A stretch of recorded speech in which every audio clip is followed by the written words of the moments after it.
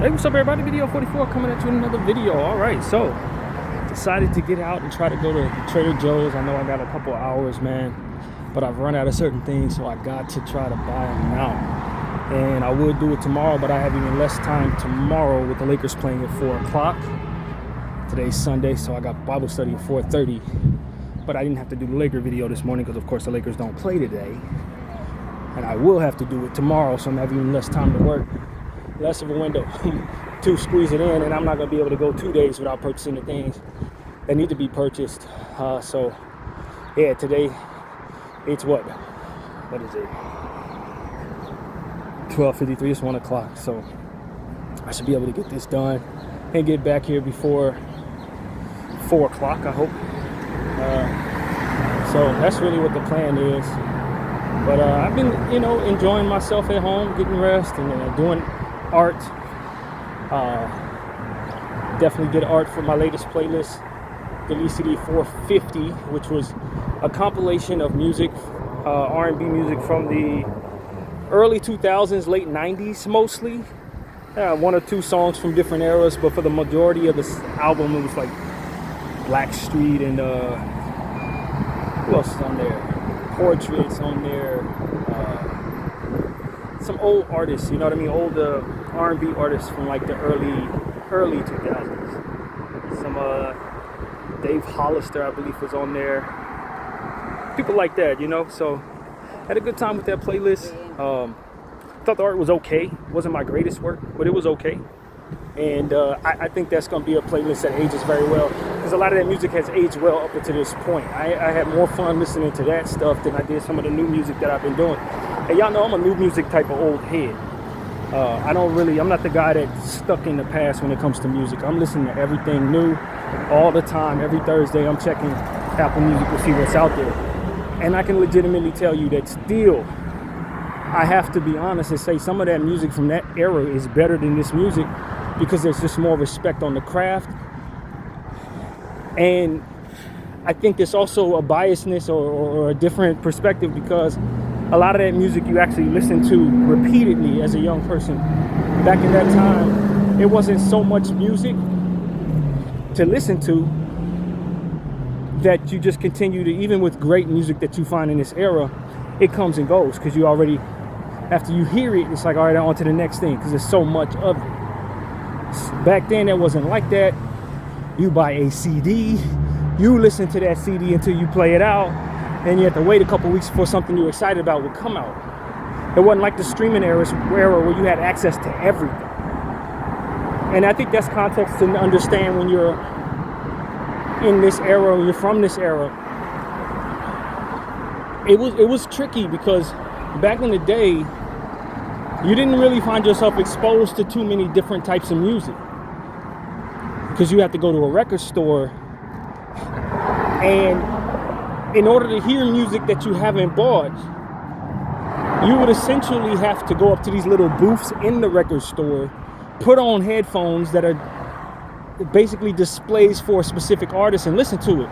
So if, for example, you don't like rock music in theory at all, if you're not a rock music person, you're never going to walk up to the Blink 182 booth. You're going to walk over to the Bone Thugs booth if you like rap, or you're going to walk over to the Blackstreet booth if you like R&B. You know what I'm saying? So the idea now is iTunes allows me to listen to everything. So I can expose myself to different music. I can click on anything, and if I hate it, just click away. It doesn't require I go to a place, go to a booth, listen to an artist. I can immediately siphon through a million different artists. So it's just a different way to consume music, and as a result, music sat with you differently in the past than it would even be able to right now. And with all that being said, I think artists valued the music more so back then, because they knew if they made it, their music would be sat with and appreciated by the fans more. As today, even if you make it, somebody gonna listen to your album once and they're gonna toss it aside, maybe never return to it, even if they thought it was pretty good. Some music in the past, you listen to it and you didn't like it on first listen, second listen, third listen, but eventually you started to get used to it. You start kind of experiencing things when those songs are being played, and all of a sudden when you look back on the music 10, 12 years later, songs you didn't really love that much, you love a lot as it ages. And that's what I found myself experiencing with some of the music that I put on this previous playlist. Some of them songs I didn't really like when they came out, but over time you get used to them, you hear them in places and stuff like that, and all of a sudden they become classics. Or they used to be B-sides on a random CD that you used to listen to all the time. Sometimes you'd even skip some of these songs, but now when you look back on it, the songs aged well because you sat with them for so long. And so that's what I was experiencing, and I just don't know if that's the experience now, because if I don't like something, I'm skipping over it. It's too much to listen to. I ain't gonna have a song grow on me too much. You know what I mean? And so that's what I'm experiencing now, just as I reflected upon old music that I kind of grew with. Some of my favorite songs that were not really hits, but more so like B-sides on different people's albums. I was trying to put together as much of that as possible on this last playlist. Not really going to the hits too much, but just going to different songs that I like. And I think I walked away feeling very confident that was a good playlist. And I also, in that process, found a bunch of other songs and some stuff that I haven't even heard before, from albums that maybe I didn't go toward back in the day, but can kind of revisit now. And so that's really what I'm saying to you. Like, it's just a different vibe right now when you listen to this music that's coming out now, because it's so much out here. And I'm not just listening to one genre. I've siphoned through 4 different musical genres religiously at this point. You know what I mean? I go to alternative, I go to African music, I go to rap, and I go into R&B. Like every Thursday. So if I don't like or off rip what you have, you're not gonna get much of a click out of me. I'm moving on to something else, because it's just more of a world of music that this generation is able to experience. So that's really what it is. I find that a lot of people, and this is not just my generation, but all generations, many people from each generation tend to stick in the generation where they found themselves coming of age. Whatever generation you were at 21 years old, 25 years old, your club years, your high school years, a lot of times people do not necessarily venture outside of those genres and those eras with their music. People my age are still listening to Tupac, still listening to Biggie, still listening to, and they don't venture out of that. Me, because of how I'm wired, I could never do that. So a lot of them songs that I was going over, I hadn't heard since then. You know what I mean? Even though I love that music and stuff like that, I'm not the person that's gonna be going back to the past and listening to a bunch of music all the time. It's just not who I am. I'm always checking for the new stuff. So, you know, it's one of those situations where I see people my age and they still bumping the same thing they bumped when they was 20 years old. You know what I mean? Or I got a friend of mine who I get in his car and he's still listening to the same CD he's been listening to all year long. Like all year. Same CD. Same songs from CD. It's like they only require 3 or 4 songs to basically make up their entire lives. And I just don't know how to experience life that way. That would drive me absolutely nuts. And sure, I like songs that, there are certain songs that I've loved, you know, that I've played a million times, you know what I mean? It's not like I can never hear the same song twice or anything, but I'm a person that just has so much musical taste, who's loved music so much in my life, to where it's nearly impossible for me to do that. Like, it's nearly impossible. Hey, buddy. And so that's really what I'm saying to you guys, man. It just becomes a situation where you want to indulge in music like you used to, but it's not necessarily possible, if that makes any sense. And so, yeah, that's really what it is for me, man. I just had music on my mind since going down memory lane to change your whole thing. You end up feeling thoughts or feeling feelings or whatever that you hadn't felt in years, remembering how you felt when certain music was played. I used to watch my mother go through that when she would listen to music from her childhood and from her club years. And I didn't really understand it. But she would feel certain songs. I'm just like, man, this song's cool, you know. Like, it don't hit me like that, but it's because of what she experienced during that time when those songs were played that ultimately make it so that she was so enthralled and wrapped up in those songs in a way that I can only relate to now that I've lived through that. You know what I mean? And it takes you back. It triggers memories, you know what I mean? Things that you haven't experienced in a long time. And so that was really a special experience for me, just going down that road to music that came out when I was either a teenager or in my early 20s. And it was just it's a different thing, man. It's a real different thing. So yeah, man, I found a bunch of music. I'm gonna probably make several of those playlists, and I will of course tell you all about them. But yeah, that's about as much music talk I want to talk about. Headed over to Trader Joe's right now. Haven't been out in a couple of days. It's been a good week, but it's been hot, man. I'm telling y'all, this is the coolest day we've had in over a week. It's probably like no more than 80 degrees. It's cloudy, and it's been great to experience that today, because these last 3 to 4 days been the upper 90s, mid 90s, and you know how it is in the valley. I often complain about it. It's just dry as hell out here, so you end up really just wanting to stay in the room and not deal with nothing but AC, honestly. And so that's what it's been for me, just trying to stay out of the heat, but at the same time understanding I'm missing out on exercise.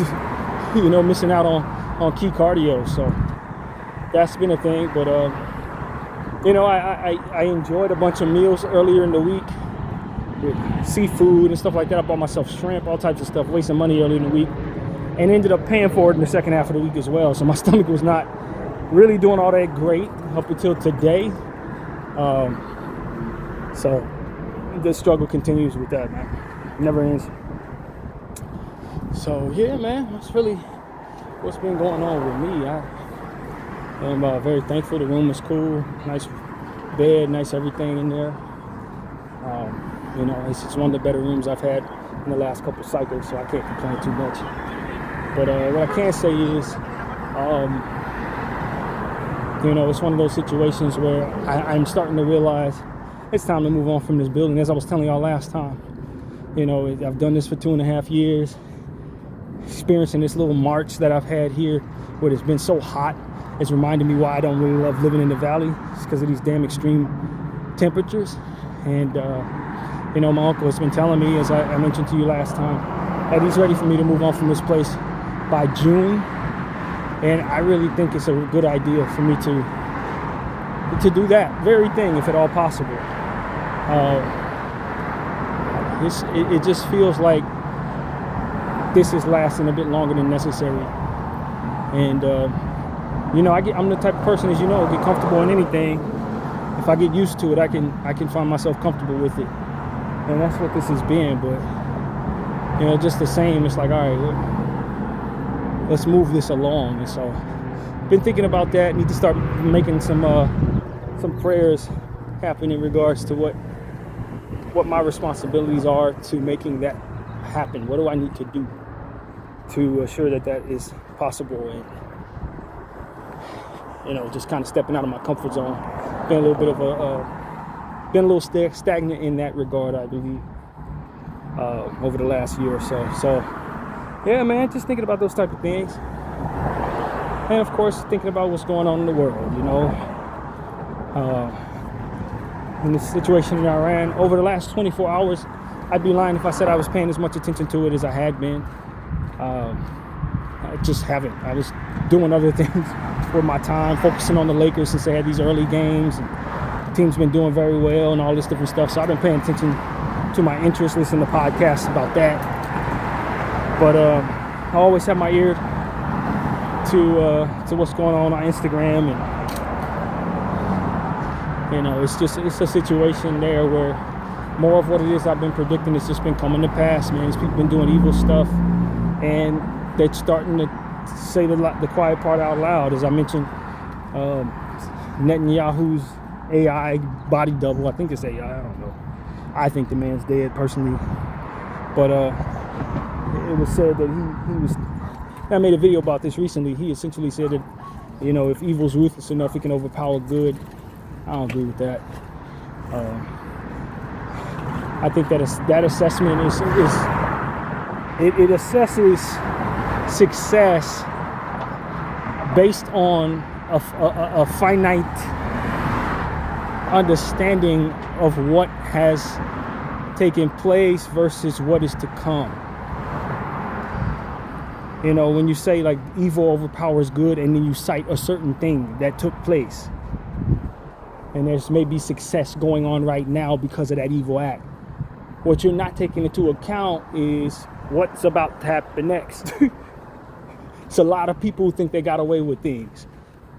It's not that they got away with it, it's just that it ain't caught up to them yet. The calendar's still folding, there's more days to come and more things to unfold. You know, I'm thinking about what's been released on Cesar Chavez. And essentially what's been said is that he had R-worded some young girls back in the past when he was doing some of his best work and, you know, freedom fighting, although I'm not as familiar with him and what he was about. During the time where he was doing what he was doing, he was also victimizing young girls around him. And a lot of that information is coming out now. He's been dead for a long time, but that stuff is coming out now. And it's like, yeah, he may have lived his life receiving great praise for all that he accomplished, but what he also did that was done in the dark eventually came out. Now, if you ask people right before this information come out, was his life a triumphant one? Sure, he was triumphant. He got away with the things that he was alleged to have done, if he indeed did these things. But there was a day that was to come that was going to reveal all these things to us. And so if you ask me right now, was he triumphant? I would say no. Because he also ultimately tainted everything he ever did right by doing what it is that ultimately he's been accused of doing, if he did indeed do it. Now, from what I understand, I was been listening to some people in regards to his specific situation. This is one of those situations where two things can be true. There was a lady I was listening to, and she was essentially saying that it was been understood that these things had been going on by certain people. It wasn't nationally known, but the rumors had been out that he had done these things, and that these women have always been out there ready to tell their story. Nobody was really listening, that kind of thing, or they would have been suppressed. And now that information is coming out because it is very convenient for the American government, for whatever set of reasons, to release this information and to give a voice to these victims. And I think that's what the essence of a lot of what it is we're seeing right now is all about. A lot of people holding each other's dirty laundry as leverage over those people, or waiting till it most benefits them to release that information. We talk about the Epstein files. I think this is just an extension of that same strategy, done probably by these same people. And what the lady was essentially alluding to was, yes, Cesar Chavez has been accused of these things, and it's been long understood that these victims have been out there or whatever. But now this administration, our government, is releasing this information on the same day they're intending to make life more difficult for the people that essentially Cesar Chavez was fighting for. And they're trying to make it more expensive for farmers to do their farming, trying to make it more likely that they send farmers who maybe don't have certain type of documentation back to their countries. This is more of that going on. This is more of that same energy, ICE immigration energy. This is what that is, racist toward Spanish-speaking brown people. And if it's a narrative to release this information on this man at this time, and that the day that information was released is the same time they're trying to ultimately undo some of what it is that he fought for. So if they vilify him, they can thus make it so that they can then have justification for what it is they're trying to do to these same people that he ultimately was fighting for. You see what I'm saying? So it's a war on people of color. Once again, I mean, it's just what is done in this time. And so if you did some dark things that they know about, they'll use it over you. They'll hold it over your head to get you to be compromised so that you align with their intentions, or they're holding it so that they can release it at the right point. You know, they will take that information and they will strategize when best to release it, as to use it against you or use it against the people that ultimately you care the most about, or whatever it is that's going to fit their agenda, whatever that looks like. And so this is just more of the same. This is more of the same stuff. And again, you know, he may have very well did these things, and the victims deserve much more than just whatever little statement is being released in a 5 minutes of fame to speak on what it is they're going through, and that's it. They deserve a lot more justice and a lot more of a fuller telling of their story, rather than for it to just be released as a strategy to fit a regime that ultimately is proven it doesn't care about people to begin with. They don't care about anybody. So you know, whatever they're releasing is not for the benefit or the justice of the victims, but more so for the benefit of what it is they're trying to accomplish. And so it's evil all the way around, man. It's evil all the way around. And you know, it starts with the gentleman who did what he did and victimized those people. If he doesn't do those things, none of this is possible. You know, and I say this about anybody, including myself. We all need to keep our demons in check. We all need to continue to work on ourselves in the dark, so that what it is that we'd ultimately be prone to do in the dark doesn't ultimately get used against us and undo all of the goodness that we've done in this life, or all of the goodness that we intend to do for others. Everybody wars with the flesh to whatever degree.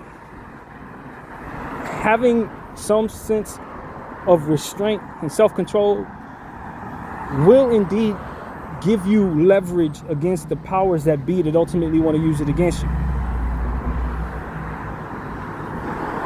And allowing it to get out of control could, in that same breath, put you in a position to where you have to face tremendous consequences for your behavior, or compromise to help prolong the inevitable nature of what it is that you've done eventually coming to light. Try to put it off, try to make it so that it doesn't come out, try to hide from it, hopefully you die before it does, type stuff. Would it not be more beneficial to you to do the difficult work of putting a leash on yourself in that regard, so that you don't have to deal with whatever would be for trying to keep that stuff quiet? It just is exactly that. It's very much incumbent upon all of us to keep ourselves in line. Some people, and some people struggle worse than others. Some people have real sicknesses. Some people are just, you know, traditional. Other people have alternative lifestyles, etc. But at the end of the day, each and every human being, at this point, with what we're seeing in this world, should see the fruit in self-control, self-restraint, and ultimately boundaries that they will not cross, so that you can keep your leverage in life. And that leverage should not be undersold anymore. When you see how many people are using it against individuals,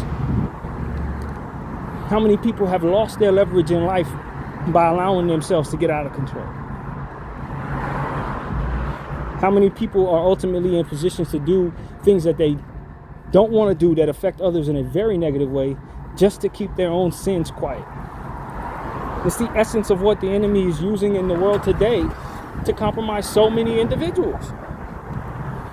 Entire nations are being moved in directions that are not best for their own selves, based on that scenario right there.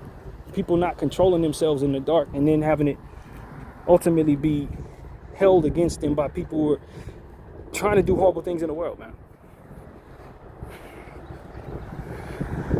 And so that's just the message that came to mind, man. We all have to just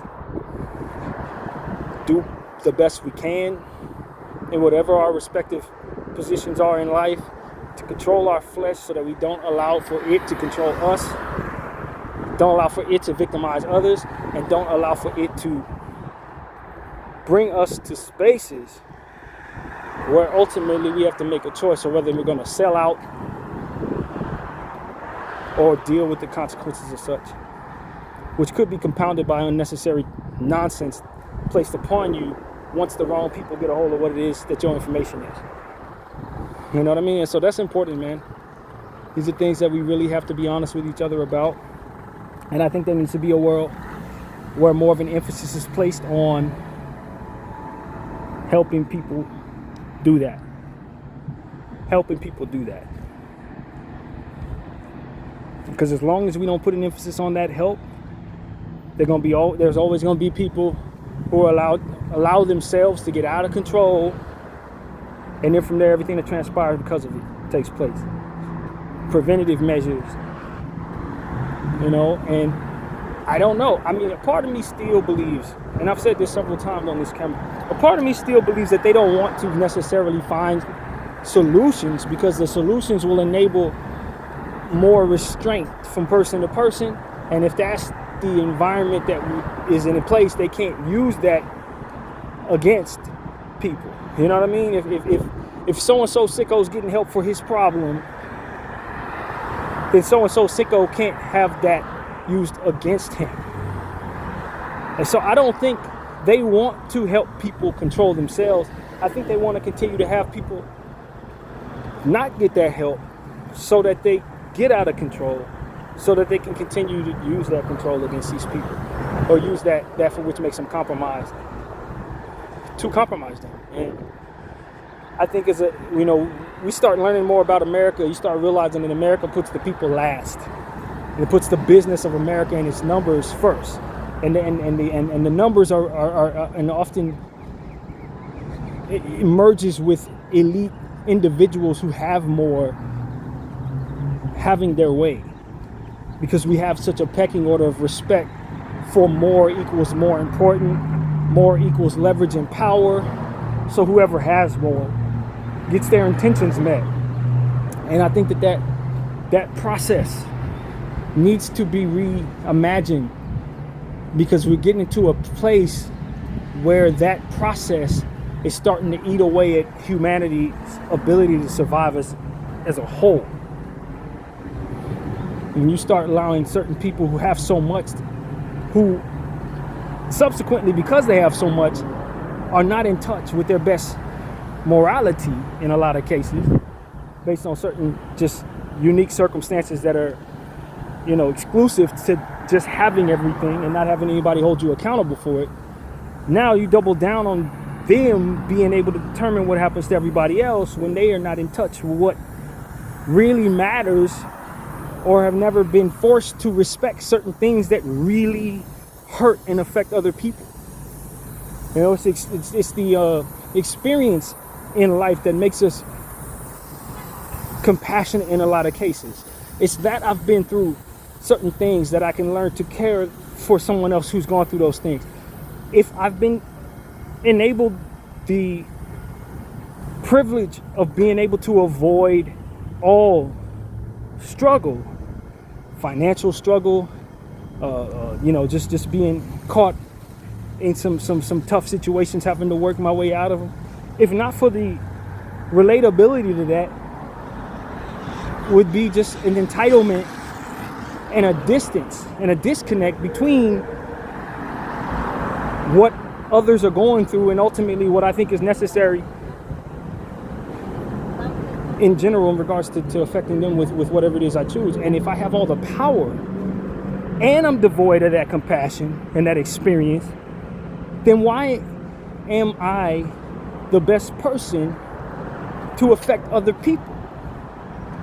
You see what I'm saying? So it's like this pecking order of whoever has the most controls the most, whoever has the most is given the power, whoever has the most controls what happens next.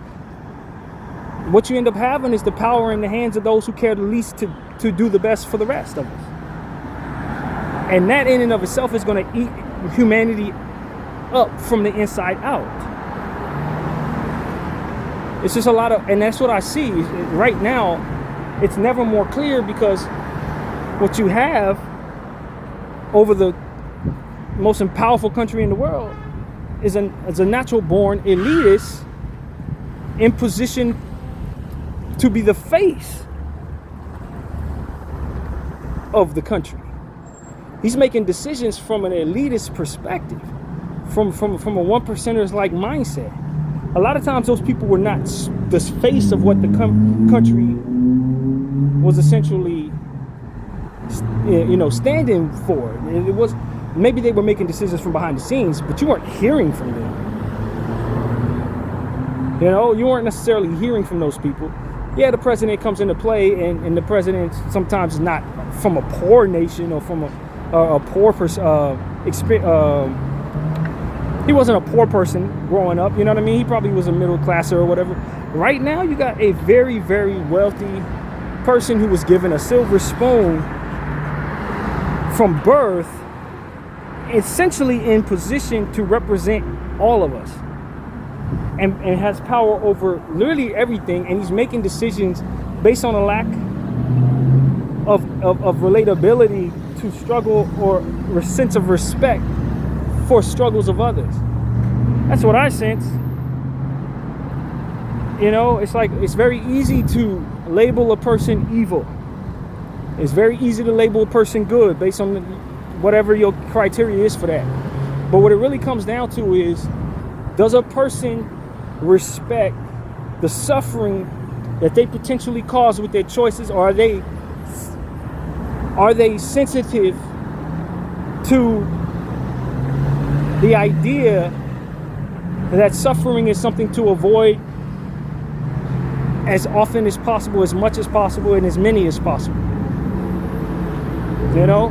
Or am I valuing numbers over the perspectives of helping others? Is it about numbers, or is it about preventative measures that'll keep people from suffering? If you have a person who's only valued numbers their entire lives, and it has never had the context from which to grow compassion a part of their lives, who've never had to, out of necessity, put a leash on their demons, because it was never a threat that they lose anything that they have for not. Yeah, you're gonna have Donald Trump.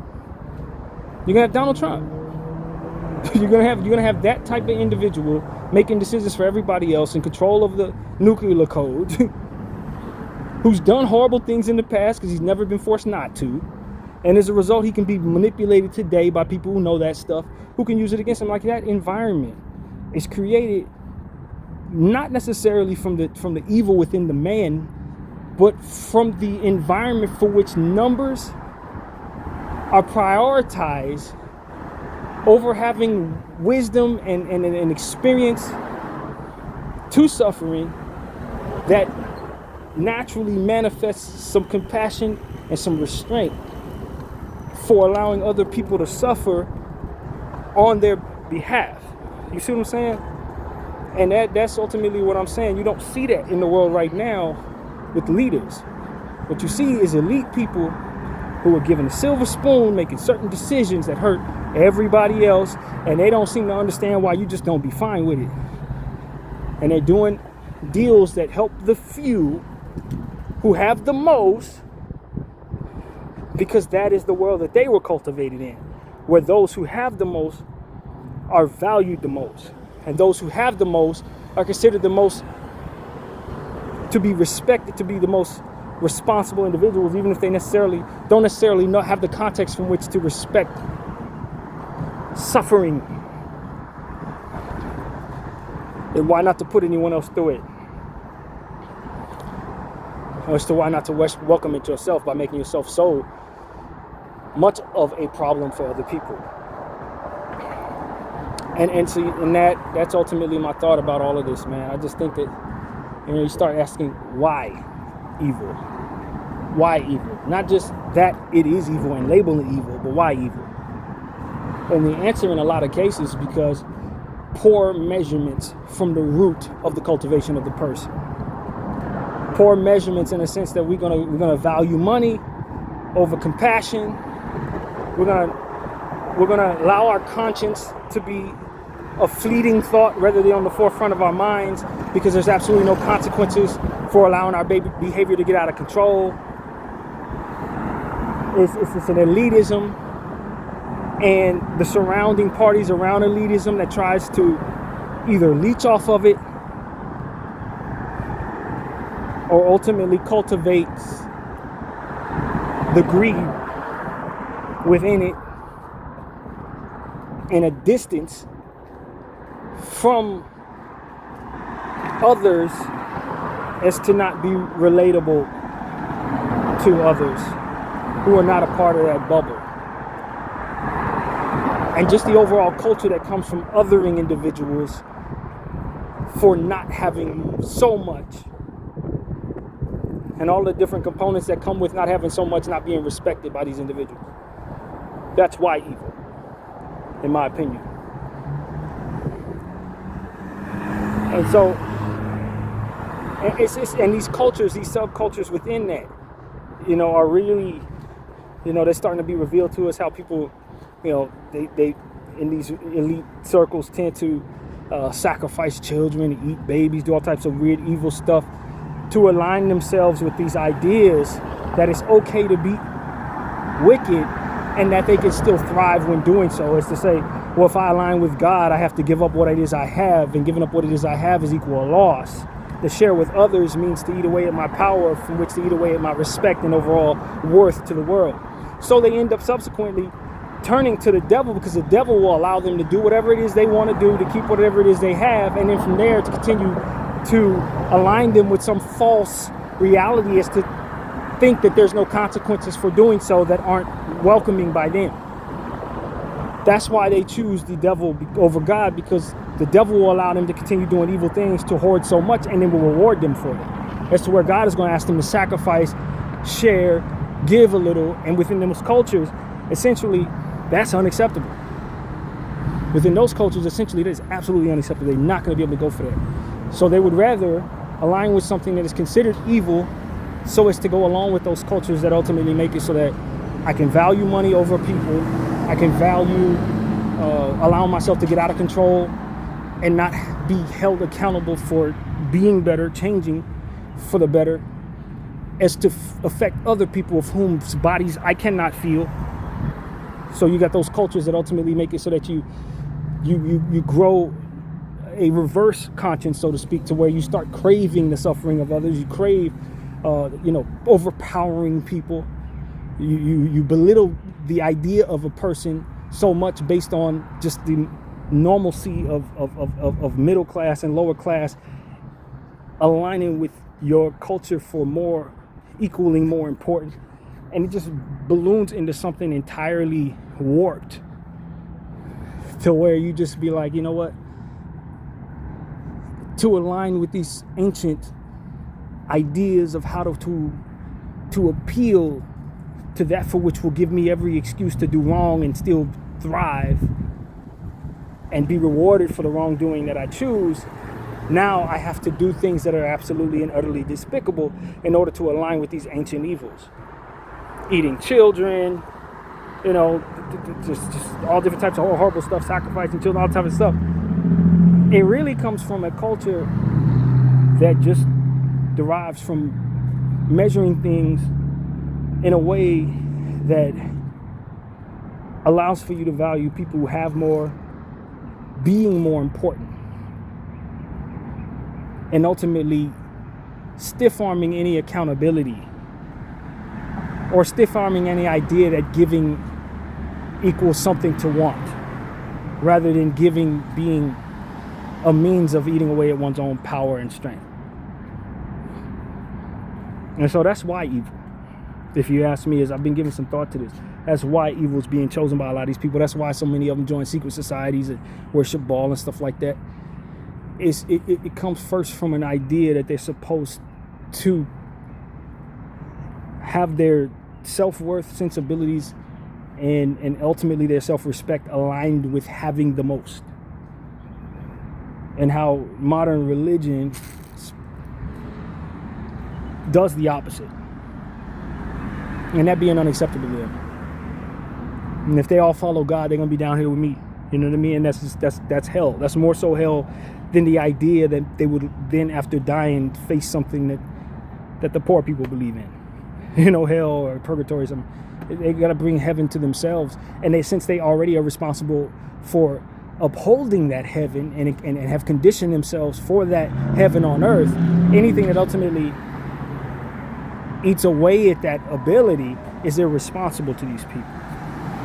Anything that eats away at that is ultimately a welcoming of loserdom, so to speak. You know what I mean? So you just start wondering what would make a person want to go toward evil? What would make people hate God? Valuing more and having more already, and then the fear of losing it, and the warped culture of belittling individuals who don't have it. It creates an anxiety for wanting to make sure that you always have so much. And what's going to enable me to be successful in that environment? Well, it certainly isn't going to be abiding by God's rules. You see what I'm saying? That's what it is. So that's why I tell people, like, at the end of the day, man, it starts with our measurements. What are we measuring first? What are we avoiding, and what type of accountability are we welcoming into our lives? Because once you start going down that path, it enables you to completely go dark as it pertains to your morality. You know, a lot of, like, again, these ancient practices of being evil require that you abandon all morality. It requires that you do evil things to innocence. It requires that you manipulate and lie. And where does that begin? Where does that end? And at what point in time does that become bad strategy? And a lot of people are not independent thinkers, so they're just going to go with what they're taught. This is how we do it. This is what we do. And because of it, there will be no deviation from those practices. But certain things are poor strategy. So it becomes a conversation of, okay, at what point do we start asking people to be independent thinkers in that regard? Yeah, this may have been what you do, but the world has changed. Yeah, this may be what you do, but the world around you is not going to respond to that. You're not going to be able to keep those things secret anymore. So is this still the right way to go for you? And I think that all of these individuals are ultimately in a space where they're faced with that for the very first time. And the internet has changed the world. You know, these cameras and stuff like that has changed the world to where it's hard to keep certain things secret. This stuff works because people didn't know about it. Because the people who did know about it sounded crazy when they spoke of it. That's no longer the environment. So is this still the right way to go? Does it bring about the results that it once did? And I think the answer is no, to be honest. And so, for those who are saying that evil wins, and you know, as Netanyahu was said to have said, evil, you know, the Genghis Khan can overpower Jesus Christ. It may appear that way if you're looking at the schedule right now, but if you start to then take into account what's about to happen, when you look back on this 100 years from now, 200 years from now, you'll have a clear perspective that evil probably did not win. That evil was always inevitably going to find itself faced with what it is that ultimately is coming, which is a revealing of all of its dark behaviors in the light. As the Lord has told us many times, what is done in the dark will be seen in the light. Well, if it hasn't been exposed to you as of yet, that means that the light is still coming. That doesn't mean that the devil has won. It just means that he hasn't reached his day yet to be held accountable for the things that he's done. And to assume success would mean to ultimately assess that the game is complete when there's still more plays to run. You see what I'm saying? The game is not over. So to assess things that way doesn't take into account what's about to happen, or what could be possible, or what ultimately will transpire as changes progress into the world. So that's ultimately what I say to anybody who's looking at the evil as if evil has won. There's still more time on the clock. You know what I mean? And the Lord is not a liar. And that's what I have to remind myself in my own personal life with different things that the Lord has said he's going to do and has done that have yet to transpire. It's not that those things are not coming. It's just that they have yet to. You see what I'm saying? It's not that those things are not just not going to happen. It just means that they have not taken place as of yet. And when we start to look at things from that perspective, it can really open our eyes as to whether or not we should be assessing things as successful at all, and if the story's still being told, or failure at all, just the same. And so, that's what the Lord put in my heart today, man. As I told you guys, I've been struggling with myself in some areas as well. Ebbs and flows of different things where I'm more obedient to the Lord and more susceptible to my own sin nature. This hasn't been the greatest time for me in that regard. But at the same time, I've built up a certain practice of prayer to God and a connection to Him. And He's taught me so much and made me trust Him so much to where I understand that when I fall in those times, it don't mean that I can't get up. It doesn't mean that I can't align myself with something that's going to make me better. There will be times where you're going to struggle, but as I've accomplished the things that I'm most proud of, I also look back and see times where I did struggle. It doesn't mean that I'm always going to be able to pick myself up from certain things that I do wrong. It's incumbent upon me to try to hold myself accountable and not. But at the same time, if you do fall, it doesn't mean that you're destined to stay down. There may be an opportunity for you to get up and be even greater than you were before, but you can't allow yourself to fall victim to the idea that you are your sins. You will pay for your sins, but you are not your sins. You are the fullness of both your sins and your triumphs in that regard. And so it's incumbent upon us to keep close with God, to not allow ourselves to psych ourselves into believing that we are our sin when we're struggling. Because God remembers both the good and the bad you've done. And when you're doing good, He remembers your sin. When you're struggling, He remembers your good. And so it's incumbent upon us to keep that balance as well, because not doing so will have us reinforcing a certain submittance to that sin. Like, oh man, I'm a bad guy, I messed up. And you continue to allow yourself to look at it as if you say, what's the use of doing better? What's the use of changing my ways if I'm just already defined as sinful? I've already thrown my soul away. What's the point of being a good person? What's the point of trying and striving to be a good person?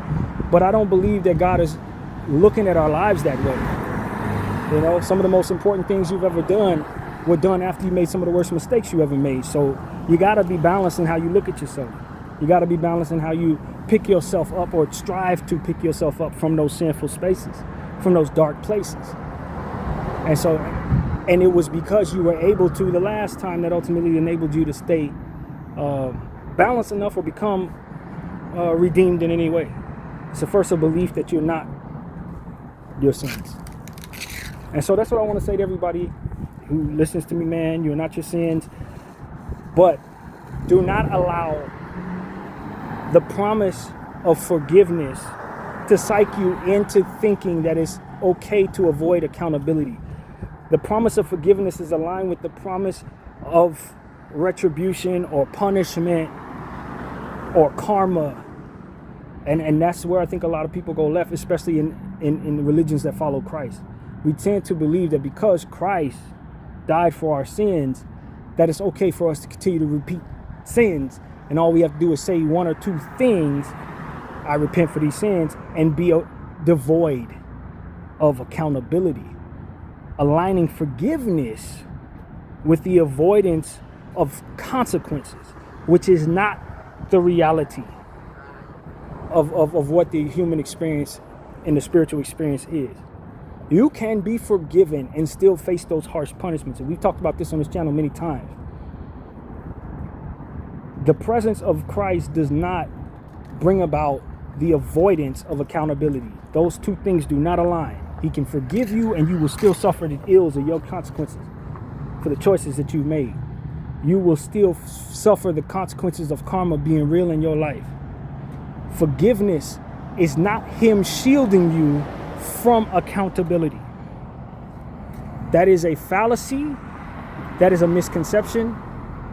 It's a lie. It's not the case. I'm living proof that it's not the case. You can be forgiven and still suffer the ills of what it is you've done. You know, and that's what I want people to understand. God's forgiveness is not like humans' forgiveness. If humans forgive you, and chances are they're not going to punish you. God can forgive you, and your punishment is still going to come. I've lived it. I'm not speaking this from scripture. I've lived it. I know this. And so that's what I want to tell people, man. Don't let the presence of a living Christ fool you into thinking that doing bad is not going to create bad for you. It will. And then there will be a day where he delivers you from that because he's forgiven you. But the Lord will teach your lesson to you. He will teach your lesson to you, and Jesus will not get in the way of that lesson being learned. And when you look at the degrees of separation that we have to one another, if the Lord is going to answer certain prayers, there's certain things that have to be delayed in order for the blessings that are due to others being able to come into their lives. Which is why we should not assess success and failure as if what we're experiencing in success or failure is what is going to come. That we've won. That we've overpowered the God with our evil ways. No. He's putting off what's going to come your way because there are a million different other moving parts surrounding you that are ultimately affected by what happens to you. And so when the time is right, things will come to pass. When the time is right, you'll ultimately face whatever you're supposed to face for whatever it is you've done or whatever it is you earned. And that fullness of perspective should provide us a certain patience with God for things that we've asked for coming to pass on his timing as to align with what is supposed to happen everywhere outside of our personal spaces. I hope that makes sense, man. That's something that the Lord put in my heart to share with you guys as well. He can't move the way you want him to move, because if he does that, he might be inserting things into other people's lives that he doesn't have planned. He can't just drop this on you, because dropping this on you means he's taking it from somewhere else, and they need that right now. And everybody's praying, you know what I mean? Not everybody, but you get the point. Like, everybody needs a blessing or whatever. So if you need that apartment, you may not be able to get into it right away because somebody else is still completing their journey within it. Or other things have to do with that apartment that don't have anything to do with you, that are ultimately answering prayers for someone who's praying for someone else, etc. You got to be patient with God, and you can't allow the devil to trick you out of your patience that'll align you with the best timing for the Holy Spirit to work in your life. Or let the devil make you think that, oh, you got away with it. That you got away with it. Your best prayer has something to do with asking for the tools to be patient and for the strength to endure whatever come your way for the choices that you made. For those of us who've already failed in life and ultimately are bound for hell, it's for the strength to endure the flames. And how to make it so that we don't pile on any further regret in our lives. But there's always a tool that can help you with your position or with your faith. There's always a tool that you can ask for that will allow you either the strength or the acceptance or the alignment or the timing necessaries for you to enjoy or endure or suffer peacefully or whatever the word would be. There's always something to ask for. And first it starts with the thought that, okay, I'm still in a position to receive those blessings. I'm still in a position to where I deserve what little good comes from what little good I've done. You know what I mean? If I've been an evil person my whole life, me giving $1 to a homeless person may be equivalent to me receiving just a little less hot flame on the soul. You know what I mean? Whatever, you know what I mean? Just something. There's still some good that can come from good. And for those of us who've accomplished so much in the goodness, there is still a great deal of accountability for the evil that we would choose to do thereafter. You know what I mean? Oh, I saved the world. I did everything I was supposed to do. Everybody's praising me. I'm good. Now I can do this evil thing. No, you can't. No, you can't. That accountability process is all throughout your existence in life. And many of us have done great things in the past, but have turned away from God and have since sold out, so to speak, and we will pay for what we've done. And so there's no one who's won the game. When the game is over, then you can be assessed fully as either a winner or whatever. But there's always even things after death, as we saw in Cesar Chavez's life, that can be revealed that ultimately can taint your legacy. That's why that accountability within yourself and that self-control and that respect for the ever continuance of what we do that affects others needs to be within us as we continue to move about our lives. And don't underestimate what a good word can do for somebody else or what a small prayer can do for yourself. Never underestimate how much God can do with very little, because that is a real thing too. So yeah, man, that's what comes to mind, man. You know what I mean? Pray for everybody. I'm sure it'll land on me.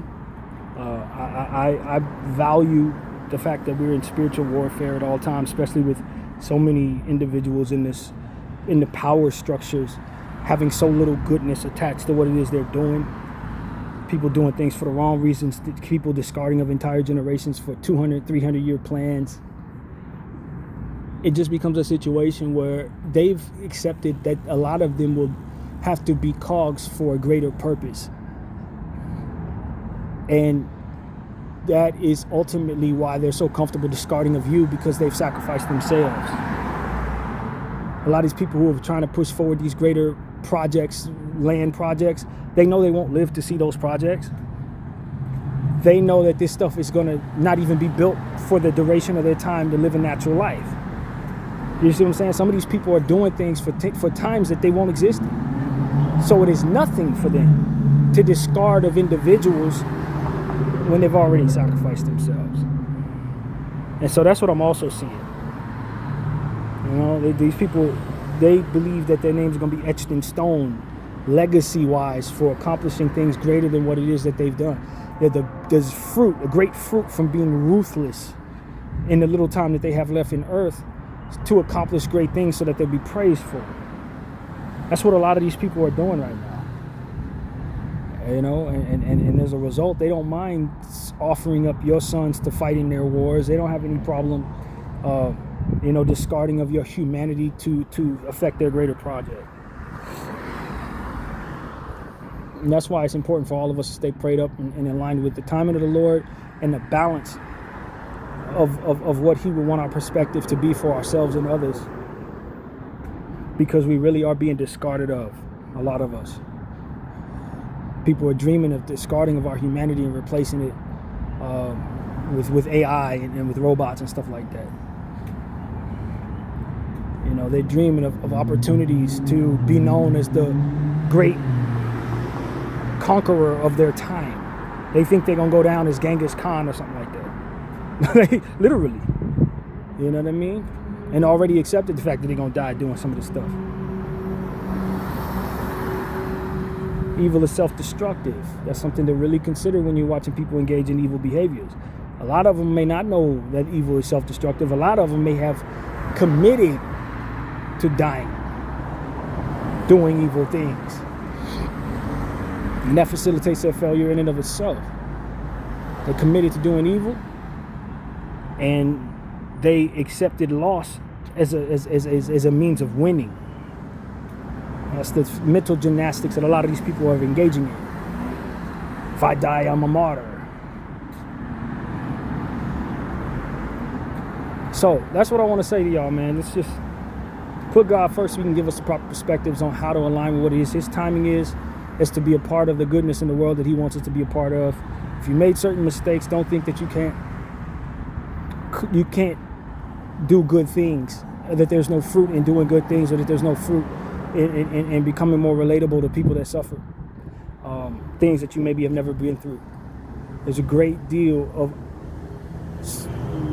of good legacy that comes to those who didn't relate but still supported and still put forth compassion. It's a rare trait.